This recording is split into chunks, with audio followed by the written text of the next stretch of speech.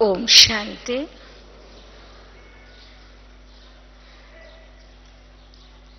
वर्तमान समय के अनुसार ऐसा लगता है कि बाबा के सभी बच्चे तीव्र पुरुषार्थी हैं ही हैं। बनने का प्रश्न नहीं उठता, क्योंकि किसी भी कर्म की रिजल्ट उसके फल पर आधारित होती है। ये कर्म कैसा है, तो आप सभी तीव्र पुरुषार्थ कर रहे हैं, इसलिए आज हम देख रहे हैं बाबा की सेवाएं दिन दुगनी रात चौगनी हो रही हैं। साइंस के द्वारा और साइलेंस के द्वारा दोनों प्रकार से तीव्र गति से बाबा का मैसेज ही सिर्फ नहीं पहुंच रहा है, लेकिन अंदर ही अंदर विश्व के हर देश की, धर्म की, वर्ग की ये धरनी तैयार हो चुकी है। अभी कुछ होना ही है। उस होने वाले समय को अगर अच्छा रूप देंगे और आगे के चलने का रूप देंगे तो वो विश्व में एकमात्र संस्था ब्रह्मा कुमारीज की ही है। एक समय था जब समय की पहचान हम सब मिलकर के किसी को देते थे तो कहते थे कल्पना है, और अब समय है जो विश्व हमसे पूछता है आखिर अभी कितना समय और है और उसके बाद की रूपरेखा क्या होगी। लेकिन हम बाबा के बच्चे, गर्व है हमें इस बात के ऊपर कि हम सबका जन्मदिन, भाई कौन से दिन आप सबका जन्म हुआ है बताइए।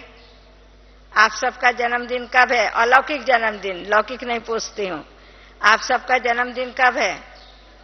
शिवरात्रि पक्का? सभी का जन्मदिन पक्का? क्यों? आप सब तो शिवरात्रि के दिन जन्म नहीं हुए हो, कोई कभी हुआ होगा।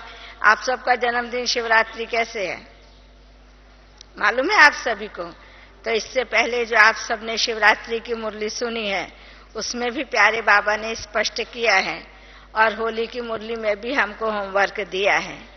लेकिन जिस रफ्तार से प्रकृति तमोप्रधान हो रही है, संदेश देने का कार्य हो रहा है, साइंस अपना रूप प्रैक्टिकल में लाने के लिए तैयार है। जो उसने बनाए हैं साधन, उनको तो रखने के लिए नहीं बनाए ना, बाबा शुरू से कह रहे हैं।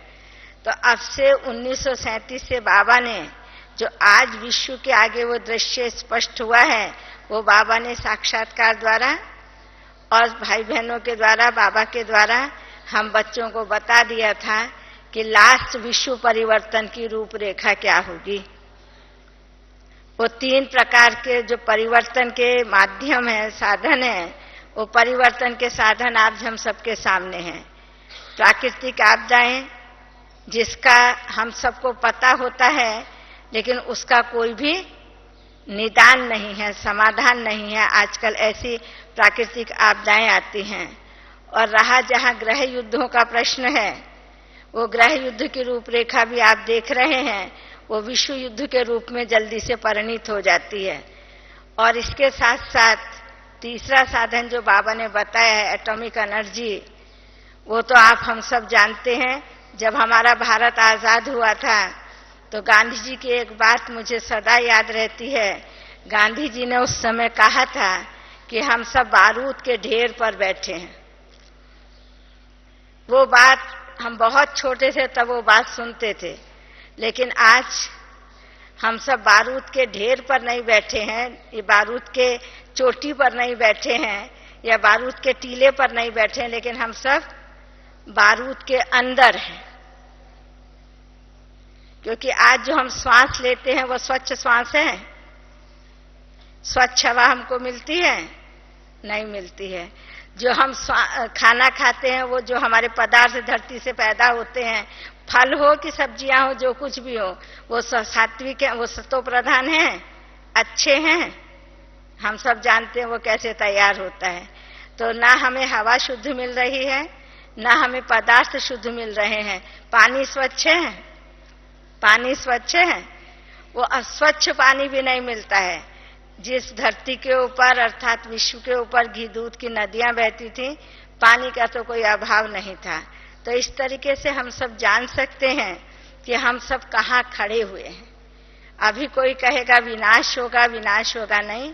बाबा ने हम सब बच्चों को बता दिया है, आपके लिए ये दुनिया नहीं है, आपका समय आपके लिए नहीं है, आपका श्वास आपके लिए नहीं है, आपकी सेवाएं आपके लिए नहीं है। आपका हर संकल्प, हर श्वास, यहाँ तक कि स्वप्न भी विश्व कल्याण के लिए है, औरों को देने के लिए है। लेकिन हम दे तब सकेंगे जब हमारे पास स्टॉक होगा। हमारे पास दो प्रकार का खाता हम सबको मालूम है। एक खाता होता है जिसको हम फिक्स खाता कहते हैं, जो कुछ समय के लिए हम रख देते हैं, ये हम इतने समय के बाद इसको यूज कर सकते हैं। एक खाता होता है, एक अकाउंट होता है जो हमारा चालू रहता है, रोज डाल सकते हैं, रोज निकाल सकते हैं। ये दो खातों का हम सबको ज्ञान है। ज्ञान है ना आपके पास? बैंक की बात नहीं, खाली बैंक अकाउंट की बात नहीं कह रही है। चाहे घर में सामान होवे, चाहे अन्य कोई साधन होवे, या कोई भी कार्य होवे, या हमारे जीवन के हर किसी के, वो कहाँ भी हो, बड़ा हो कि बच्चा हो, बूढ़ा हो कि जवान हो, बहन हो कि भाई हो, देश में हो कि विदेश में हो, किसी भी भाषा का हो, किसी भी जाति का हो, ये दो चीज उसके जीवन के साथ साथ रहते हैं। वो हमेशा दो चीज को ध्यान में रख करके चलता है, और हम सब उस चीज के अनुभवी हैं। लेकिन हम दोनों भी, अगर हम बाबा के बच्चे भी सिर्फ यही दो खाते अगर मेंटेन करते हैं, तो उनमें हमारे में अंतर क्या हुआ? कुछ अंतर हुआ? कुछ अंतर हुआ? नहीं हुआ ना। तो हम तो जरूर उनसे कुछ भिन्न हैं। आप समझते हो दुनिया जैसे आप हैं? आप हैं दुनिया जैसे। आज भले ही हम दिनचर्या सुन रहे थे, मैं समझती हूँ यज्ञ के इतिहास में ये ईस्टर्न जोन के सेवा के टर्न से एक नया आयाम कहो कि एक नया खाता खुला है, कि एक नया पृष्ठ खुला है, कि ये जिस प्रकार से हमारे भोजन की व्यवस्था चेंज हुई है, वो व्यवस्था है बहुत अच्छी है, सबके लिए सुखदकारी है, लेकिन बचतकारी भी है। बचत किस चीज की? पानी की। आप देख रहे हैं ना, हम बहुत समय से सुनते थे राजस्थान रेगिस्तान है, पानी का अभाव है, लेकिन हम सबको कभी अनुभव हुआ था? बाबा कहता था लोगों को पीने के लिए पानी नहीं मिलता है, आप लोग तो नहा के धो के आराम से बैठ करके बाबा के घर में हो, नहीं? और वहां तो भगवान से मिलने के लिए कितना कष्ट के सहन करते हैं, जाके एक मूर्ति को देखते हैं या जल को देखते हैं। आप चैतन्य में बाबा से मिलते हो तो भी बाबा हम सब के लिए कितना अच्छा प्रबंध करके रखा है। सब ठीक ठाक है ना? खुश है ना सभी जिनको जहां मिला है 3 पैर पृथ्वी का? तो कहने का मतलब क्या है? हर चीज अपनी तीव्र गति से चल रही है, लेकिन अगर कहीं कोई चीज रुकी हुई है, चाहे साइंटिस्ट को प्रश्न उठता है, चाहे प्रकृति को प्रश्न उठता है, या आपसी ग्रह युद्ध वालों को प्रश्न उठता है, तो वो शुरू करना चाहते हैं लेकिन रुक जाते हैं। क्या कारण है? क्या कारण है? आज सबकी इच्छा है हम कुछ कर देवे, वो जैसा भी हो उसके रिजल्ट की उनको चिंता नहीं है, कुछ कर देवे, लेकिन अगर कहीं रुक जाते हैं तो किस लिए रुक जाते हैं? बोलो भाई लोग, बोलो। कहीं अगर रुकता है कार्य, कहीं जो हम देखते हैं जा रहे बड़ी तीव्र गति से चल रहा है, विनाश हो जाएगा, लेकिन कहीं रुकता है तो किस लिए रुकता है? बाबा के बच्चे तैयार नहीं हुए। आपके पास आंसर भी है, आंसर भी है, नहीं? क्वेश्चन भी तो बाबा का मिला हुआ, लेकिन आंसर भी है। ठीक है कि और कुछ उत्तर है? शक्तियां बोले, और कोई उत्तर है? हमारे लिए रुक गए हैं कि किसी और कारण से रुक गए हैं, कि ड्रामा के लिए रुक गए हैं? कौन कहता है ड्रामा के लिए विनाश रुका हुआ? कौन कहता है? बोलो। नहीं ना, समझदार हो। मतलब जो कुछ है हमारे ऊपर है, रुका है तो हमारे लिए रुका है, चला है तो हमारे से चला है। परिवर्तन होगा, विश्व नया आएगा, वो भी हमारे लिए ही आएगा। सब जाएंगे? सतयुग में सब जाएंगे? नहीं जाएंगे ना। आप सबके बीच में कह रहे हो चलो चलो स्वर्ग, जाने का समय होगा तो आप सबको नहीं ले जाएंगे, छोड़ देंगे बाकियों को, ठीक नहीं। अभी सबको खुले दिल से कहते हो बाबा आया है, चलो अपना वर्षा प्राप्त करो। तो अभी हम टॉपिक पर आते हैं, क्योंकि इसके बाद तो 11:30 बजे दूसरा भी क्लास है। आज का विषय जैसे आप सुन रहे थे, तीव्र पुरुषार्थ कैसे करें, उसके लिए अगर हम सभी अपने ईश्वरीय जन्म और इस यज्ञ के जन्म, दो चीज को हम याद रखें। अगर वो दो चीज हमारा ईश्वरीय जन्म भी हमको याद रहे, कब हुआ, कैसे हुआ, भले ही सबका अलग प्रकार से हुआ होगा, लेकिन सबको एक चीज उस जन्म में एक वंडरफुल मिली होगी कि मैं एक आत्मा हूं, शरीर नहीं हूं, और मैं ही आत्मा देवी देवता थी, अब फिर मुझे ही देवी देवता बनना है। बहुत सारी बातें आत्मा के लिए, ज्योति के लिए, प्राण के लिए लीन हो जाएगी, नहीं, आत्मा परमात्मा में लीन हो जाएगी, आवागमन के चक्कर से छूट जाएगी, उसको मोक्ष मिल जाएगा, ये सृष्टि विलय हो जाएगी, अर्थात महाप्रलय हो जाएगी, उसमें आत्मा का कोई अस्तित्व नहीं होगा, सब परमात्मा के रूप बन करके अदृश्य हो जाएंगे। विभिन्न प्रकार की मान्यताएं अभी तक हम सबके पास थी, लेकिन बाबा के पास आकर के एक यूनिक चीज, क्योंकि जो बाबा को ही मालूम है वो और किसी को मालूम नहीं है, वो बाबा ने हम बच्चों को कहा है कि बच्चे तुम अविनाशी आत्मा हो, इसलिए कभी विलीन नहीं होंगे, आवागमन के चक्कर से नहीं छूटेंगे, मोक्ष भी नहीं, मुझे मोक्ष नहीं तो तुम्हें कैसे मोक्ष होगा। लेकिन होगा क्या, जिससे हम छूटना चाहते हैं हम दुख से छूट सकते हैं, लेकिन एक गारंटी बात है कि तुम ही देवता थे, फिर तुम ही बन रहे हो, फिर तुम ही बनोगे, कलप कलप हूबहू ऐसे रिपीट होता है। जिन बाबा के बच्चों ने ये फाइनल कर लिया, पक्का कर लिया, निश्चय बुद्धि हो गए, वो आज देखो सागर की लहर क्या होगी।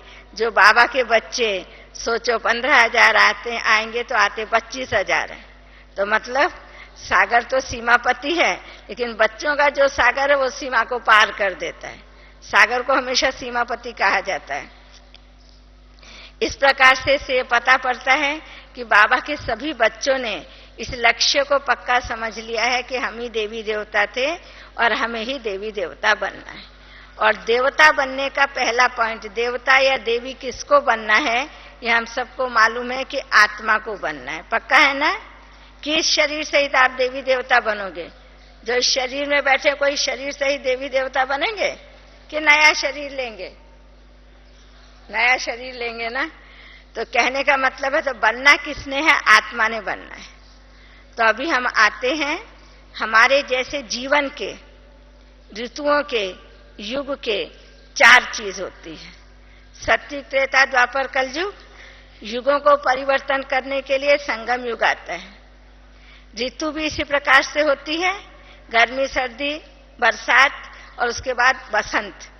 4 प्रकार का होता है नहीं, एकदम पूरी ठंडी नहीं होगी कि एकदम पूरी गर्मी नहीं होगी, बसंत का भी मौसम होता है। युग भी इसी प्रकार से है और हमारे जीवन की अवस्था भी इसी प्रकार से होती है। हमारा जन्म होता है, जन्म के बाद हम बच्चे बनते हैं, उसके बाद एकदम यूथ नहीं बन जाते, बीच में थोड़ा सा युवावस्था और बचपन के पीरियड में थोड़ा सा समय होता है, और उस समय में ही हमारे सारे परिवर्तन होते हैं, और उस परिवर्तन में ही हम अपने लाइफ का निर्णय करते हैं, किसको कौन सी लाइन चाहिए, क्या पसंद करेगा। उसको अगर उसकी चॉइस की लाइन के लिए फील्ड मिल जाता है तो वो आगे निकल जाता है। अगर कोई परिस्थितियां, चाहे कोई भी कारण हो, कारण बहुत सारे हो सकते हैं, अगर उसकी इच्छा के अनुसार उसको वो चीज नहीं मिली तो वो अपने लक्ष्य से हलचल में आ जाता है। और क्या क्या लाइफ में होता है वो आप मेरे से ज्यादा जानते होंगे, अच्छी तरह से जानते होंगे। लेकिन एक अवस्था आती है जिसको गृहस्थ आश्रम कहा जाता है, जो जिम्मेवारी का समय शुरू हो जाता है। गृहस्थ आश्रम की शुरुआत युवावस्था से होती है और गृहस्थ आश्रम का एंड जाके मिलता है वानप्रस्थ अवस्था को। लेकिन इन दोनों के बीच का जो गैप इतना लंबा होता है, उसके अंदर हम अपने आप के महत्व को जानते हैं और अपने योग के यूज होने वाली चीजों के महत्व को जानते हैं। जैसे एक छोटी सी बात हम सभी को सुनाते हैं कि जब बच्चा पढ़ता है, बाप कमाता है, बाप का वो पैसा लेता है, उस पैसे की वैल्यू उसको मालूम नहीं होती है, क्योंकि बाप को मालूम है कितने कष्ट से कमाया है, बच्चे को खर्चे अपनी इच्छा अनुसार करना है। लेकिन जब वो बड़ा हो करके पहली पे पाता है तो उसको पैसे की वैल्यू मालूम होती है, और जब उसका शादी हो जाता है, परिवार बन जाता है, तब उस पैसे के यूज करने की वैल्यू उसको मालूम होती है कि अभी मैंने इसको कहाँ यूज करना है। ठीक इसी ही प्रकार से जब हमारा बाबा के पास ईश्वरीय जन्म हुआ, हमें बहुत सारे खजाने बाबा से मिले। हर दिन हमें एक नई चीज पता चलती थी। आज पता चला आप देह नहीं है, आत्मा हो। कल पता चला आपका इस दुनिया में कोई नहीं है, आत्मा का पिता ही सब कुछ है।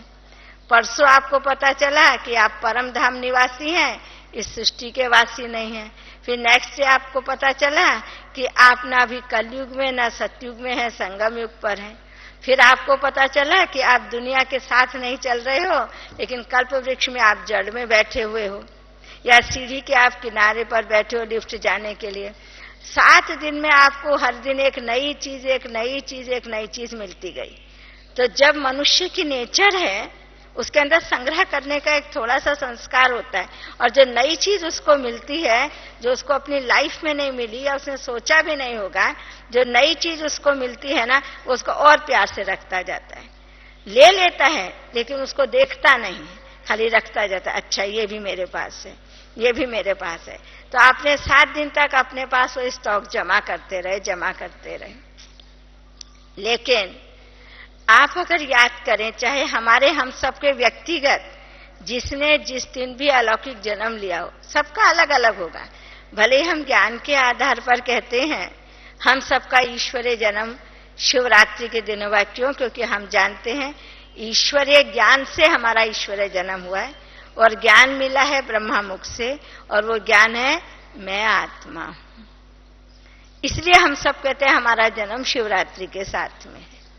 परंतु जन्म के साथ सबके कर्म अलग अलग होते हैं, अर्थात हमारे कर्म अनुसार संस्कार बनते हैं, संस्कार अनुसार संसार बनता है, और हमारे फीचर्स बनते हैं। जैसे हमारे संस्कार होते वैसे हमारे चेहरे पर प्रत्यक्ष होते हैं। इसके बीच में जो हम ये सब कार्य करते हैं, तो बाबा ने हर बच्चे को पहले दिन से, चाहे कोई 73 से ज्ञान में चल रहे हैं कि 37 से ज्ञान में चल रहे हैं कि आज ही ज्ञान में आए हैं, माना आप सब लोग 6 महीना 8 महीना साल भर के नियम में चलने के बाद बाबा के पास में पहुंचे, जो भी हो, लेकिन सभी के पुरुषार्थ की विधि एक ही है। सभी को उन 4 रीति से क्रॉस होना ही है। लेकिन जिन्हों का आदि के साथ अपने पुरुषार्थ पर ध्यान है, और जिन्होंने पुरुषार्थ की लाइन को ठीक पकड़ लिया है, उनको कभी भी जीवन में ये प्रश्न नहीं होगा क्या करें, कैसे करें, बहुत कठिन है, समाज में रह के चलना मुश्किल है, बाबा ने तो कह दिया सब तो 108 नहीं बनेंगे, बहनें तो 1 साइडेड हैं, उनको क्या पता पड़ता है हमारे परिवार में क्या समस्याएं होती हैं। ये सब जिन ब्राह्मणों के पास प्रश्न पैदा होता है, उसका कारण है उन्होंने अपने ईश्वरीय जन्म के पुरुषार्थ को समझा नहीं, और जिसने पुरुषार्थ को नहीं समझा है उसने प्रारब्ध को कैसे समझा होगा, या प्राप्ति को कैसे समझा होगा। तो आज हम सब एक बात को अंदर ही अंदर स्वीकार करेंगे। नॉलेज आप सबके पास है, जब क्लास पूरा होगा तो कहेंगे ये बात तो हमको मालूम ही था, बहन जी ने क्या नया बताया। नहीं, ठीक है, नया कुछ भी नहीं है, ज्ञान वही कल्प पहले का है, और आप लोग हम सबसे बहुत ज्यादा ज्ञान सुनाने में होशियार होंगे, क्योंकि अभी दुनिया से आ रहे हो ना, बहुत सारे समाचार सुनते हो। हमको तो दुनिया से अलग हुए कितना वर्ष हो गए, बहुत सारी चीजें आज के समय की हमको मालूम भी नहीं है। लेकिन ये ईश्वरीय ज्ञान ऐसा है जो 37 में दिया, आज उसको हम वही पहला पाठ ही पढ़ रहे हैं, मैं आत्मा हूं, मैं आत्मा हूं, मैं आत्मा हूं। नहीं, कि और कोई दूसरा पाठ पढ़ रहे हो? अपने को पक्का कर रहे हो ना, पक्का कर रहे हो ना। देह अहंकार छोड़ दिया, देह अभिमान भी बहुतों का चला गया। अभी हम पुरुषार्थ करें, देह भान, बॉडी का जो कॉन्शियस हमें बार बार खींचता है, जिस कॉन्शियस के कारण से हम नीचे आ जाते हैं, उससे निकलने का हम पुरुषार्थ कर रहे हैं। इसके लिए बाबा ने हमें एकदम नहीं कहा कि तुम हाईएस्ट स्टेज पर पहुंच जाओ, क्योंकि जब बाबा आए थे विश्व कितने दूसरे रूप में था। 100 वर्ष के बाद का अगर कोई अभी व्यक्ति आ जाए और आज के इस विश्व को देखे तो वो पहचान ही नहीं पाएगा क्या है, नहीं। इसी प्रकार से जब हमने इस ईश्वरीय ज्ञान में आया तो सबसे पहले हमने सुना कि हमें खाना खाना है या सोना है या ऑफिस जाना है या कोई भी कार्य करना है, उससे पहले अपने को आत्मा समझ बाबा को याद करना है। मैं आत्मा बाबा की आज्ञा अनुसार निमित्त बन करके इस कार्य पर कर रही हूँ कि जा रही हूँ। चाहे आप खाना बनाते हैं, चाहे आप खाना खाते हैं, चाहे आप कमाई करते हैं या अन्य जो कुछ भी कार्य करते हैं, वो पाठ आप सबने पक्का किया था कि मैं आत्मा हूँ, बाबा की श्रीमत अनुसार कार्य क्षेत्र पर हूँ। बाबा मुझे जैसे चलाता है, जो श्रीमत मुझे जिस कार्य के लिए दी है, चाहे भोजन खाने के लिए, चाहे भोजन बनाने के लिए, चाहे ऑफिस में कार्य करने के लिए या अन्य और भी कोई व्यवहार, संपर्क, मरना, जीना, शादी, जन्म, कितने सारे कार्य होते हैं परिवार के अंदर, उसके लिए। तो जिन भाई बहनों ने आदि से अपने जीवन को आत्मा को आत्मा के परमात्मा के पिता की श्रीमत अनुसार ही चलना है, अभी जिन्होंने इस चीज को पकड़ लिया होगा, उनका सबसे पहला फायदा ये हुआ होगा कि उन्होंने जब अपने को आत्मा निश्चय करके कार्य करते होंगे तो उन्हें कोई भी धारणा, कोई भी परिवर्तन, कोई भी त्याग बड़ा नहीं लगा होगा, भारी नहीं लगा होगा, कठिन नहीं लगा होगा। क्यों? आत्मा अति सूक्ष्म है, शरीर इतना बड़ा है, इसको देखना, संवारना, सुधारना, निरोगी रखना कठिन काम है। संबंध इतने सारे, उनको संतुष्ट करना बहुत कठिन काम है, देह के संबंध नहीं। और तो बात छोड़ो, आज आंख में कुछ हो गया, उसको ठीक कराने जाओ तो कान में कुछ हो जाएगा, कान को ठीक अभी कराया नहीं तो गले में कुछ हो जाएगा, गले को कुछ कराया नहीं तो पेट में कुछ हो जाएगा। हम अपने शरीर की जो प्रवृत्ति है, इसको भी हम संतुष्ट नहीं कर सकते। कर सकते हैं? नहीं कर पाते। तो शरीर के जो संबंधों की है, वो कोई कहे मैं सबको श्रीमत अनुसार संतुष्ट कर दूं, हो नहीं सकता है। लेकिन अगर हमने एक चीज अपने में करके अपने आप को संतुष्ट करना शुरू कर दिया, बाबा को संतुष्ट करना शुरू कर दिया, बाबा ने जैसे मुझे आत्मा बना करके, अपना बच्चा बना करके जो श्रीमत दी है, उस अनुसार दिनचर्या शुरू कर दिया, तो हमें जब हम योग में बैठेंगे, योग लगता नहीं है, कैसे लगाएं, बिंदु में स्थित नहीं होते हैं, वो प्रॉब्लम उन भाई बहनों के पास नहीं। मैं समझती हूँ आप सबके पास भी नहीं होगी।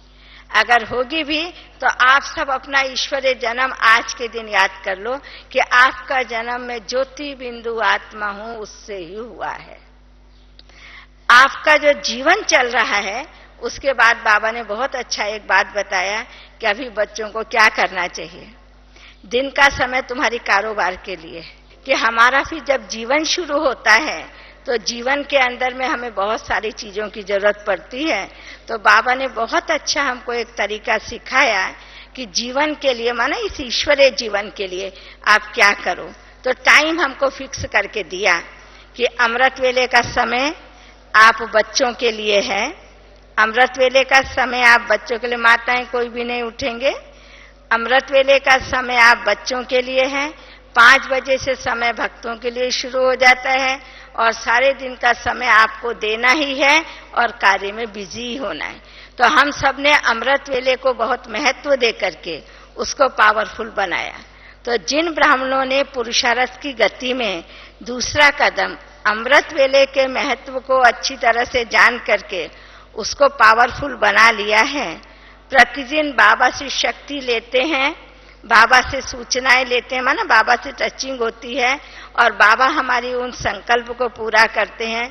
वो शक्तियों द्वारा हम अपने जीवन को चलाते हैं, वो है हमारा अमृत वेले पावरफुल ज्ञान, जिसमें सिर्फ हम रू रिहान नहीं करते हैं, लेकिन बीज रूप स्थिति का ज्यादा से ज्यादा ध्यान दे करके कुछ अपने में भरते हैं और कुछ बाबा को हम समय 15 मिनट देते हैं कि बाबा आप हमारे द्वारा जिस आत्मा को भी, जहां भी, जैसे भी, जो भी सकाश पहुंचाना है, आप विश्व की आत्माओं को सकाश दे सकते हैं, हम आपके पास हैं। तो दूसरा तीव्र पुरुषार्थ की विधि हुई कि हम दिनचर्या को आत्मा समझ करके चलाएं, बाबा की दी हुई श्रीमत अनुसार चलाएं। और दूसरा हुआ अमृत वेले के योग को यथार्थ रीति से यूज करें, स्वयं के लिए भी और विश्व के लिए भी। तीसरी बात बाबा ने बताया कि सारे दिन की दिनचर्या में कई बार ऐसे होता है कि हम अपने मन में ये पक्का कर लेते हैं, हम तो हैं ही हैं बाबा के बच्चे, अपने मन में ये पक्का कर लेते हैं, तो हम तो हैं ही हैं, बाबा तो जानते ही हैं हम सारा दिन क्या सोचते हैं, क्या करते हैं, हमारा तो बाबा के सिवाय कोई है ही नहीं, हम तो सिर्फ बाबा को ही याद करते हैं। कुछ ऐसा कह के अपने को इजी छोड़ देते हैं। उसमें आप देखिए थोड़ा सा ध्यान में, कुछ नहीं, 1 घंटे के लिए भी आप कहे तो मैं बाबा का हूं, बाबा मुझे सब अच्छी तरह से जानता है, खाली 1 घंटे के लिए, 1 घंटे में आप देखिए आप कितनी बार बाबा के होते हो, कि कितनी बार अपने बनते हो, कि कितनी बार दुनिया के बनते। 1 घंटा, 1 दिन तो बहुत बड़ी चीज है। तो इसलिए ये जो हमारे पास एक गफलत का संस्कार रह गया, हम तो हैं ही बाबा के, याद तो बाबा को ही करते हैं, और कुछ तो हमारा है ही नहीं है, हमने दुनिया से तो नाता तोड़ दिया है। इसको थोड़ा सा जो हम वीकनेस में, कमजोरी में ले लेते हैं, उसकी रिजल्ट क्या होती है। हम सबने प्यारे बाबा की, अव्यक्त बाबा की मुरलियां भी सुनी है, साकार बाबा की भी मुरलियां हम सुनते हैं। मेरे कितने बच्चे ऐसे हैं जो सारा दिन में मुझे 5 मिनट भी याद नहीं करते हैं। ऐसे भी बाबा के पास बच्चे हैं। तो आप सबका तो नाम उसमें नहीं है ना? क्या आप सबका नाम उसमें है? भाई कोई बता सकता है? नहीं, हाथ नहीं उठवाऊंगी। अपने दिल में झांक के देखो, कोई इस सभा के अंदर बाबा का बच्चा ऐसा बैठा हुआ है जो सारे दिन में 5 मिनट भी बाबा को याद नहीं करता होगा?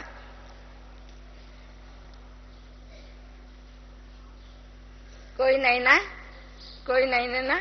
तो चलो, इस पेपर में तो पास हो गए ना। तो इसके लिए बाबा ने कहा मेरे बच्चे कहाँ, क्यों? भगवान कहने से भय होता था। भगवान कहने से बहुत बड़ी चीज, भगवान बोले तो क्या चीज है, पता नहीं क्या हो जाएगा, हम नहीं मानेंगे। तो भगवान का महत्व भी बहुत और भय भी बहुत था भगवान। अभी तो बाबा, भगवान तो हमारा बाप है ना। बाप और बच्चे तो कैसे इजी होकर के चलते हैं ना? नहीं, कई बार कहेंगे भाई भूख तो बहुत जोर की लगी है, खाना तो खाना। बाबा, दुनिया में तो बाप और बेटे एक ही थाली में खाना खाते ना। आओ मैं भी खाता हूँ, आप भी खाओ, दोनों खाएंगे। अब अलग से भोग लगाने के लिए समय नहीं। ऐसे भी कुछ बच्चे ऐसे होते हैं, ऑफिस जल्दी जाना होगा, कोई कार्य होगा तो कहेंगे बाबा दुनिया में बाप और बच्चे एक साथ खाते हैं ना, आओ हम भी एक साथ खाएंगे। तो ऐसा भी अलवेलापन नहीं करना। जिसका दिया हुआ उसको पहले समर्पण करना, भोग लगा करके फिर विधि पूर्वक आप खाना खाइए, तो देखिए उसमें आपको शक्ति मिलती है।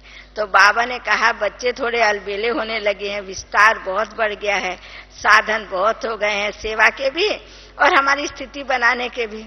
आप सब में से कोई भी एक ऐसा बता सकता है हमारे कितने प्रकार की प्रदर्शनी है? वो भी कोई नहीं।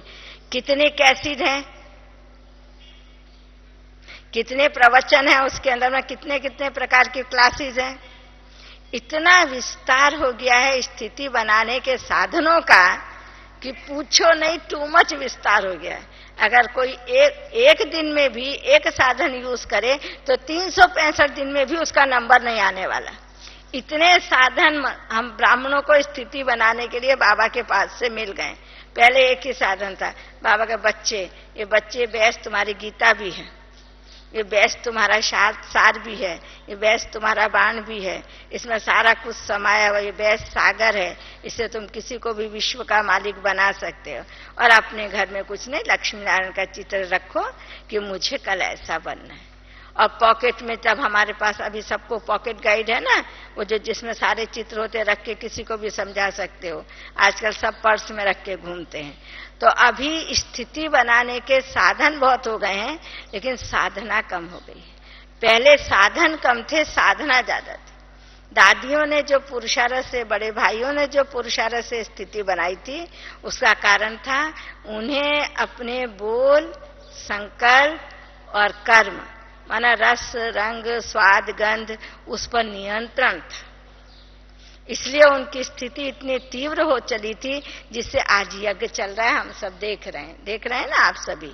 तो बाबा ने एक बहुत अच्छी बात कही कि बच्चे, आज रोड पर इतना ट्रैफिक चलता है, लेकिन अगर चौराहे पर स्क्वायर जो होता है, उसके ऊपर अगर कंट्रोलर कोई नहीं होता, एक्सीडेंट होते हैं। तो जिधर का ट्रैफिक हमें कंट्रोल करना होता है, उधर स्टॉप का चिन्ह दिख, नहीं तो आजकल बड़े शहरों में तो green light, yellow light, red light, जिससे पता पड़ जाता है सिग्नल का।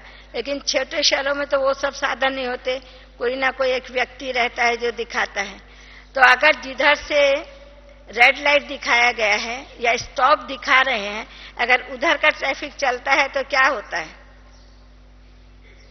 एक्सीडेंट होता है, उसको पनिशमेंट होती है, नहीं, उसके ऊपर जुर्माना लगता है नहीं, हम सब जानते हैं ना, कानून है ना, हमारे रोड के भी तो कानून है ना। तो बाबा ने देखा मेरे बच्चों ने बाहर के साधन तो बहुत जमा कर लिए, बना दिए, लेकिन साधना के लिए अपने संकल्पों को, अर्थात अपने ट्रैफिक को इतना फ्री छोड़ दिया है कि उनका पता भी नहीं है उनका ट्रैफिक कहाँ जा रहा है, उनको वही नहीं पता। मैंने क्या सोचा, क्यों सोचा, उसमें मेरा कितना फायदा था, प्रकृति को कितना फायदा था, ईश्वरीय परिवार को फायदा था नहीं था, लौकिक परिवार को फायदा था या नहीं था, उतना भी उसको सोचने के लिए समय नहीं। जो चाहिए मन को छुट्टी दे दिए तो सोचता ही रहे, मगर तू फ्री है। इतना तक जब ब्राह्मणों का हो गया तो बाबा ने कितनी अच्छी बात बताई कि बच्चे अभी आप लोग ट्रैफिक कंट्रोल करो, 3 मिनट देखो। तो हमें अच्छी तरह से याद है जब ये ट्रैफिक कंट्रोल का सिस्टम शुरू हुआ, उस समय हम मधुबन में ही रहते थे। तो हम पहले सोचते थे ट्रैफिक कंट्रोल मन का तभी हो सकता है जब तन का हो। हम लोग कोई भी, जहां भी, सारा मधुबन का दृश्य एक देखने जैसा होता था। जैसे आप किसी मार्बल के म्यूजियम में चले जाओ तो वो सफेद सफेद उसके स्टैचू जगह जगह खड़े होंगे। ठीक इसी प्रकार से जो भाई जो बहनें सब तो सफेद वस्त्रधारी हैं मधुबन में, तो उस समय शरीर को भी एकदम जैसे स्टैचू जैसा होता है ना, बिना सांस के कोई जैसे मूर्ति होती है, जो जहां जिस रीति से होता था, उसके हाथ में कोई चीज है, कोई कार्य कर रहा है, वो वैसे ही रुक जाता था। और साथ साथ मन को भी अभी मुझे सिर्फ बाबा के पास ही ले जाना है और कहीं लेके ही नहीं जाना है, मन में और कोई भी लाना ही नहीं है, मेरे कार्य का हो या जो भी कुछ हो, ऐसा पुरुषार्थ करके ट्रैफिक कंट्रोल करते थे। तो तीसरा पुरुषार्थ का बाबा ने विधि बताया कि इस प्रकार से आप ट्रैफिक कंट्रोल करो तो आपको हर घंटे के पहले और हर घंटे के बाद, आपको माना नया घंटा शुरू होगा, 1 घंटा पूरा होगा, दूसरा घंटा शुरू होगा, तो आपका अंत और आदि जब दोनों ही अच्छा होगा तो घंटे के बीच में आप जो कुछ कार्य करेंगे उसका मध्य भी बहुत अच्छा होगा। अर्थात आप जैसा सोच करके कर्म शुरू करते हैं वैसा ही आपकी रफ्तार होती है, वैसी उस कर्म की रूपरेखा होती है, फिर वैसी ही सुंदर उसकी रिजल्ट। अगर हम कोई कार्य कमजोर संकल्प से करते हैं तो देखिए उसका रिजल्ट भी कमजोर हो जाता है, सामने वाले को उसका वाइब्रेशन पहुंचता है। और अगर कोई कार्य हम फुल दृढ़ता के साथ पॉजिटिव संकल्प लेके करते हैं कि ये मुझे आज करना ही है, चाहे कुछ भी हो जाए, जैसे किसी को संदेश देना ही है या मुझे 1 घंटे निरंतर बाबा की याद में व्यर्थ संकल्पों से मुक्त होकर के बैठना ही है, तो इतने सारे पॉजिटिव संकल्प को हम अपने पास संग्रह करके रखते हैं, अपने पास में रखते हैं, तो उसकी रिजल्ट क्या होती है, हम उसमें सक्सेस हो जाते हैं। तो जिन भाई बहनों ने इस ट्रैफिक कंट्रोल के महत्व को जान करके अपने जीवन में प्रयोग में लाया, तो आज देखा गया है कि कि जो बाबा ने हमारे को 5 स्वरूपों की ड्रिल दी दिन में 8 बार करने के लिए, स्वयं भगवान सामने बैठ करके हमें 5 स्वरूपों का अभ्यास कराते हैं। और सिर्फ अभ्यास ही नहीं कराते हैं, वो स्वरूप के और उसके अनुभव के लिए हमारे को 1-1 मिनट मिलता है। 1 मिनट माना 60 सेकंड। बाबा कहते हैं 1 सेकंड में तुम देह से न्यारे हो जाओ। 1 सेकंड में अपना परम धाम से नीचे सूक्ष्म वतन में सेकंड का बाबा टाइम देता है। और उसके बाद पूरा 1 मिनट तक हमें कुछ संकल्प साइलेंस में, नहीं तो कुछ संकल्प शब्दों में बाबा द्वारा हमको मिलते हैं। आप सबके पास वो मुरलियां भी हैं, वो कैसेट भी जरूर सबके पास होगा। आप सब जब सीजन में आते कई बार बाबा से डायरेक्ट इस प्रकार की मुरलियां भी सुनी होंगी। तो जो बाबा ने हमें ये होमवर्क दिया 5 स्वरूपों का, दिन में पहला स्वरूप कौन सा है? आप कौन हैं? आप कौन हैं? आपका अनादि स्वरूप क्या है? ज्योति बिंदु आत्मा। आपका आदि स्वरूप क्या है? पवित्र देवता। आपका मध्य स्वरूप क्या है? पूज्य। आप पूज्य थे ना, भक्त आपकी पूजा करते हैं। और आपका वर्तमान स्वरूप क्या है? ब्राह्मण। स्व परिवर्तक सो विश्व परिवर्तक। और जो आपका फाइनल स्वरूप होगा जिससे आप देवता बनेंगे वो क्या होगा? फरिश्ता होगा। माना 5 स्वरूप आपको बाबा अलग अलग रीति से, कभी पहले फरिश्ता को लाते हैं, कभी बीच में लाते हैं, कभी स्वर्ग को बीच में लाते हैं, कभी स्वर्ग को लास्ट में लेकर के जाते हैं। बच्चों के संस्कार भिन्न भिन्न होते हैं, नेचर भिन्न भिन्न होती है। जिसको जिस तरीके से भी रुचि होवे उस तरीके से अपने 5 स्वरूपों का अभ्यास कर लेता है।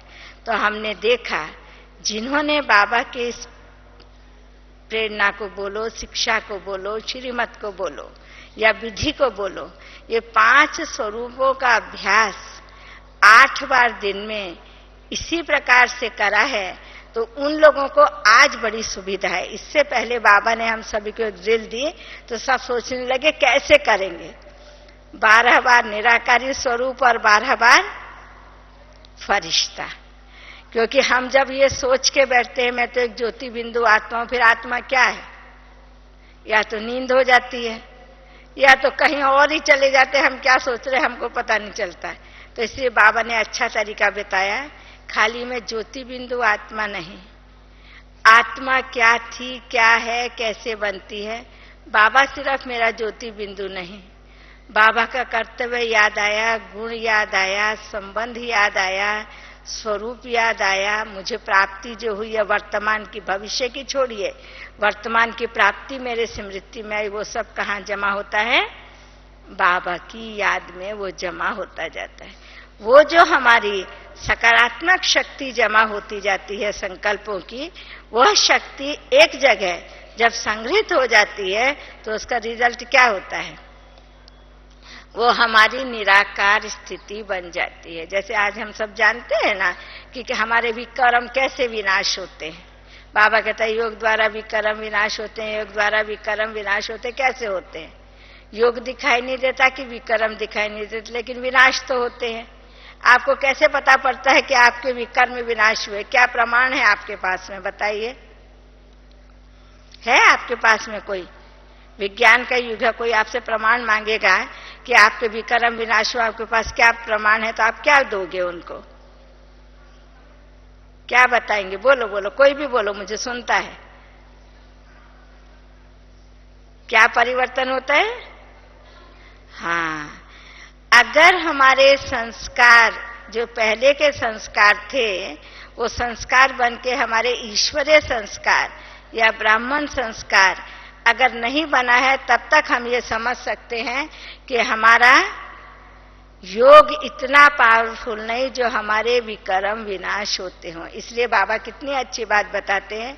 एक है गुण, गुण हम सबके अंदर है। अगर गुण नहीं होते थे तो आत्मा रह नहीं सकती है। तो गुण क्या चीज है? वो एक सीमित चीज है। अपनों के लिए ज्यादा होगा, नजदीक वालों के लिए थोड़ा कम होगा, दूर वालों के लिए बिल्कुल ही नहीं होगा। लेकिन दिव्य गुण क्या चीज है? जो सबके लिए एक जैसा होगा। उसका अपना कोई नहीं, पराया कोई नहीं। जैसे बाबा, जो भी है, ज्ञानी है, अज्ञानी है, भक्त है, बच्चा है, नास्तिक है, आस्तिक है, हर किसी के लिए बाबा का एक ही प्यार है, एक ही भाग्य है, एक ही शक्ति है, एक ही विधि है। मुझे सबको मुक्ति, जीवन मुक्ति देनी है। मेरे सब बच्चे हैं, मुझे इन्हें वापस लेकर के ही जाना है। मुझे इन्हें पापों से मुक्त करना ही है, सजाओं से मुक्त करना ही है। इनको मुझे सुख की दुनिया देनी ही है, जीवन मुक्त देना ही है। तो जैसे बाबा है, तो जैसे हम हमारी दादियों में देखते हैं, दादियों का सबके साथ एक जैसा प्यार होगा, सबके साथ एक जैसी पालना होगी। जो बाबा का रूप वो दादियों में साकार। अभी आप तो कहेंगे हमने ब्रह्मा बाबा को नहीं देखा, कोई होंगे भी जिन्होंने देखा होगा। तो इसलिए वो जो दादियों ने बाबा के गुण को दिव्य गुण बना करके हम सबको दिखाया है, आज हम प्रैक्टिकल देख रहे हैं, वह जो दिव्य गुण है, जब हमारा कोई सा भी, चाहे वो प्रेम का हो, चाहे वो शांति का हो, चाहे वो सुख का हो, आनंद का हो, जो भी 7 गुण आत्मा के हैं, कोई सा भी गुण जब वो दिव्य गुण बन जाता है, पूरा हो जाता है, तो वो एक शक्ति बन जाती है। और जब हम गुण को शक्ति के रूप में प्रयोग करते, जैसे शांति एक गुण भी है और शांति एक शक्ति भी है। अगर शांति शक्ति के रूप में परिवर्तित हो जाती है, तो कोई भी परिस्थिति, व्यक्ति, वस्तु, साधन मेरी खुशी को ले नहीं सकता। खुशी मुझे किसी के द्वारा नहीं मिली है, मुझे बाबा के द्वारा मिली है। वो डायरेक्ट मेरी परमानेंट चीज है। खुशी मुझे ना मैंने व्यक्ति से ली है, ना साधन से ली है, ना स्थान से ली है, ना किसी कार्य के रिजल्ट में प्राइज में ली है, नहीं। मुझे मेरे बाबा से डायरेक्ट मिली है। शांति मेरा धर्म है, जन्म सिद्ध अधिकार है। तो जिसने इस प्रकार के गुणों को दिव्य गुण बना करके प्रैक्टिकल में ले आया होगा, तो बाबा कितनी अच्छी बात बताता है, बच्चे तुम्हें जब जिस शक्ति की जरूरत हो आप आवाहन करो। जरूरत हमें सहन शक्ति की, लेकिन हम जान रहे सहन शक्ति की, लेकिन सोच रहे नहीं अभी हम सहन तो नहीं कर सकते, या सहन तो कर रहे, लेकिन अंदर अंदर उसका विस्तार चलता रहता है। तो आपने क्या किया, अंदर तो आप असहनीय हो रहे हैं ना, तो सहन शक्ति को पूरा यूज नहीं कर पाए ना।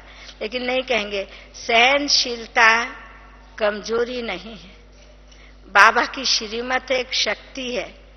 क्रोध करना आसान है, लेकिन शांत रहना उससे कठिन होता है।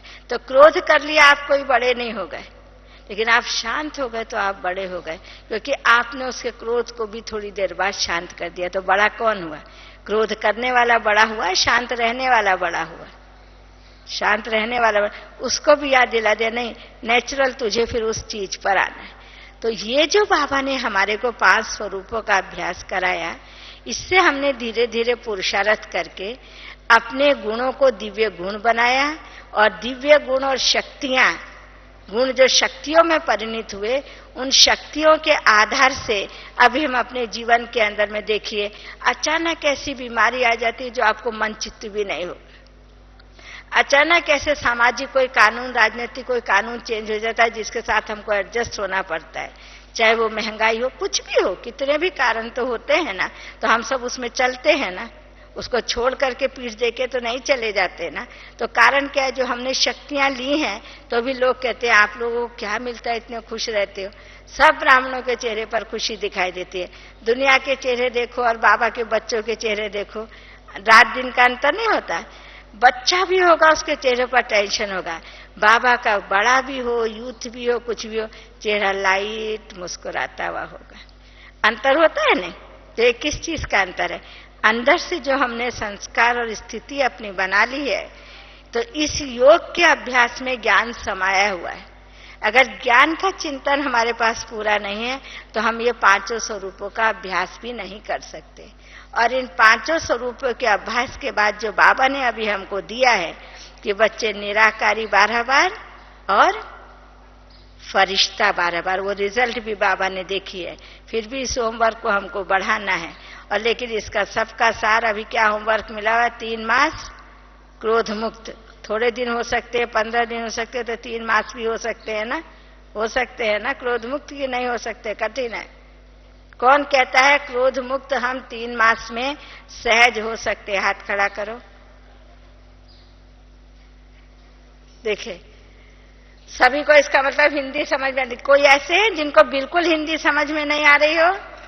वो हाथ खड़ा करो जिसको हिंदी समझ में नहीं आ रही हो। अभी आपने हाथ कैसे खड़ा करा अगर हिंदी समझ में नहीं आई? माना हिंदी समझ में आई तभी आपने हाथ खड़ा किया ना, इसका मतलब हिंदी समझ में आ रही है। अर्थात आप तेलुगु में बोलो, उड़िया में बोलो, हिंदी में बोलो, तीनों में क्रोध ही शब्द आता है। क्रोध को ये दूसरा अलग संस्कृत का शब्द है, वो तीनों भाषाओं में यूज होता है। ठीक नहीं? ठीक नहीं? तो इसलिए क्रोध मुक्त होने के लिए बाबा ने कार्य दिया। उसके लिए हमारी कौन सी शक्ति याद काम करेगी? जिसको अपने संकल्पों को ट्रैफिक कंट्रोल करना आ गया होगा ना, उसको क्रोध मुक्त होना बड़ा इजी होगा। आया मुझे कोई संकल्प, नहीं ये मुझे करना नहीं है, बाबा ने मना किया, अरे मेरी चीज नहीं है, मुझे माया की चीज है, उसको देख के ही जाना है। जैसे ये संकल्प आ जाता है, बाबा ने होमवर्क दिया हुआ है, मुझे बाबा की आज्ञा का उल्लंघन नहीं करना है, तो संकल्प पर कंट्रोल हो जाता है, क्रोध पर भी कंट्रोल हो जाता है, नहीं हो जाता है? तो क्रोध मुक्त होने का जो बाबा ने अभी कार्य दिया है, तो तीव्र पुरुषार्थ की विधि ऐसे ही है। हमने जन्म कभी भी ले लिया हो, किसी ने ठीक से निभाया है, किसी ने हाँ बाबा के तो बच्चे बन गए, सतयुग में तो सुख मिलेगा, यहाँ तो पवित्र हैं, शुद्ध खाना तो खाते ही हैं, रोज क्लास तो करते ही हैं, जो भी थोड़ा बहुत कड़ा दाना बाबा ने दिया है यज्ञ सेवा करते ही हैं। जो थोड़ा ढीला ढीला चल रहे थे हम लोग, अभी बाबा ने हमें अलर्ट होने के लिए कहा है। क्यों? विश्व की हम जड़ में बैठे हैं, विश्व के हम ऊपर हैं, विश्व हमारे पीछे है। हम जो कर्म करेंगे वो विश्व के लिए पर्व बन जाएगा, जो संकल्प करेंगे वो विश्व के लिए श्लोक बन जाएगा, अर्थात उसको मार्ग देने का रास्ता बन जाएगा। जो हम शब्द बोलेंगे वो विश्व के लिए शोक दूर करने का साधन बन जाएगा। और जो हम अपने जीवन को गढ़ लेंगे, जैसे कहते हैं ना वेदों की उत्पत्ति कैसे हुई, श्रुति और स्मृति से, अर्थात जो हम हमारे जीवन का स्वरूप बना लेंगे वो वेदों को पता ही नहीं चलेगा वो कैसे बने, तो वो श्रुति और स्मृति के आधार पर ऋचाएं बन जाएंगी। तो संसार में भक्ति 4 बात से होती है। बाबा ने भी हमें स्वरूप, संकल्प, बोल और कर्म, लास्ट चीज अनुभव की अथॉरिटी बनो, स्वरूप बनो, अनुभव की अथॉरिटी बनो, स्वरूप बनो। ये चीज बाबा ने कितना अच्छा हम सबको दिया है। तो हमारा तीव्र पुरुषार्थ अर्थात फाइनल पुरुषार्थ है, हम हर गुण का, हर शक्ति का, हर संबंध का अनुभव करें और उसका स्वरूप बन जाए। वही हमारी फाइनल स्टेज है। क्योंकि हम सब लास्ट में जब जाएंगे, कोई भी अपने घर जब जाएगा अपने अंदर कोई कमी कमजोरी लेकर नहीं आएगा। हमारी एक फाइनल चमकीली ड्रेस बाबा के पास है, हमारे पास थोड़े थोड़े अपने बुरे संकल्प संस्कारों की काली ड्रेस होगी, लेकिन बाबा हमारी काली ड्रेस को यही ले लेगा, यही खत्म कर देगा। आप चाहे धर्मराज द्वारा खत्म हो कि हम योग द्वारा खत्म करें, लेकिन व्हाइट चमकीली ड्रेस बाबा के पास हर बच्चे के लिए है। वो पहन करके ही हम अपने घर परम धाम जाएंगे। और जब इस सृष्टि पर आएंगे तो कैसे आएंगे? गोल्डन दुनिया में आएंगे। चमकीली ड्रेस अर्थात सतो प्रधान शरीर होगा, दुनिया सतो प्रधान होगी। ऐसी दुनिया के अंदर आएंगे तो क्या कठिन काम है, इससे ज्यादा क्या जरूरी काम है हमारे पास? हमारी स्थिति बनाने से ज्यादा कोई जरूरी काम है? जितने भी हम काम कर लेंगे लास्ट में ये सब रहेंगे। पीने के लिए पानी नहीं होगा, खाने के लिए भोजन नहीं होगा, सांस लेने के लिए दूषित हवा होगी, तब हम देह से न्यारे ही होंगे ना। और क्या करेंगे? और कुछ करेंगे? और कुछ करेंगे उस समय? आप पर्चे लेके सेवा करने जाओगे घर घर में? मेगा प्रोग्राम करोगे? कुछ भी नहीं। उस समय हम सब एक सामूहिक रूप से एक ही संकल्प करके कि सृष्टि को शांति मिले, शांति मिले, और वो शांति के वाइब्रेशन देते देते ही ये विश्व त्राही त्राही करके हाहाकार करके शांत होके जय जयकार में बदलेगा। और दूसरी कोई रूपरेखा नहीं है इसके परिवर्तन की। जैसे बाबा कहते हैं ना, विकर्मों को विनाश करने का सिवाय योग के और कोई साधन नहीं है। सेवा करके हम भाग्य बना सकते हैं, साहित्य पढ़ करके कुछ सुसंकल्प, कुछ सुशब्द अपने पास में रख सकते हैं, लेकिन विक्रम विनाश सिवाय हम बाबा की याद के लिए कर नहीं सकते। कर सकते हैं? और कोई साधन है विक्रम विनाश करने का? है कोई? क्या मैं बहुत ज्यादा धन दे दूं, मेरा विक्रम विनाश हो जावे, बाबा कर देगा? कोई क्या कि मैं सारा दिन बाबा की हड्डी सेवा कर दूं, शरीर से श्रम कर दूं, बाबा मुझे सारे विकर्मों से विनाश कर देवे? हो सकता है? हो सकता है? नहीं हो सकता ना, आपको मालूम है। तो जब रास्ता ही एक है, जाना ही एक के पास है, हम हैं ही एक के, आना भी एक ही दुनिया में है और रहना भी एक ही दुनिया में, देवी देवता बन के रहना और कोई दूसरे स्वरूप में नहीं रहना। तो जब सब कुछ एक है तो एक हो जाओ कि मैं एक आत्मा हूं, शुद्ध और पवित्र। मेरा फाइनल स्वरूप फरिश्ता या कर्मातीत है और मेरा आदि स्वरूप देवता है। वर्तमान स्वरूप मेरा विश्व कल्याण का है। तो विश्व कल्याण होता है जब मैं अपने को आत्मा निश्चय करके शुद्धता के, पवित्रता के, शांति के संकल्प वाइब्रेशन में समाज को देते हैं, बाबा को याद करते हैं, तो वो मेरा विश्व कल्याण का स्वरूप होता है। और उसके बाद धीरे धीरे हम कर्मातीत कर्म के फल से न्यारे होते जाते हैं और फरिश्ता बन के फिर हम अपने घर जाएंगे और घर से फिर हम इसी सृष्टि पर आएंगे। लेकिन कैसे आएंगे? सब चेंज हो गया होगा। नहीं, जो पहली बार मधु बनाए उन्हें तो मालूम नहीं कि पहली बार कौन कौन मधु बनाए हैं। पहले हाथ खड़ा करो, उठो नहीं। पहली बार हर ग्रुप में हमने देखा है 80% भाई बहने पहली बार आते। तो आप जो ये बाबा का बेहद का घर देख रहे हो, आपको तो लगेगा यही बाबा का बेहद का घर है, लेकिन जो बहुत समय से बाबा के घर में आ रहे हैं उनको इसके चेंज का मालूम होगा नहीं। इसी प्रकार से आप नहीं समझ रहे, हम पहली बार आए हैं, हमें सिर्फ देखना ही है, सुनना ही है, जानना ही है। हमको जानना ही ऐसे नहीं, हमने सब सुन लिया, देख लिया, जान लिया, अभी हमें स्वरूप बनना है। ओम शांति। अभी हम 3 मिनट साइलेंस में बैठेंगे।